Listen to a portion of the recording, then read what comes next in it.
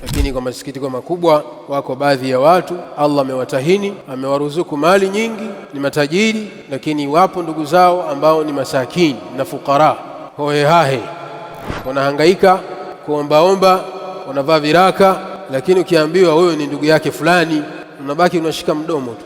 Kaifa hadha, inawezekana vipi? Naam, mazingira yapo. Kwa hivyo watu wa sampuli hiyo inatakiwa wajiangalie na wabadilike, na Allah tabaraka wa taala atawabadilishia. Sijiangalie mwenyewe tu, na ukumbuke kwamba hiyo ni fadhila ya Allah, wal fadlu biyadillah.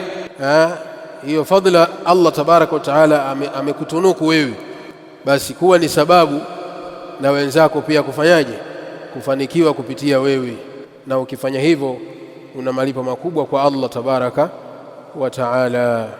Bonyeza subscribe na usisahau kuwasha kengele ili kupata taarifa kila tunapoweka video mpya.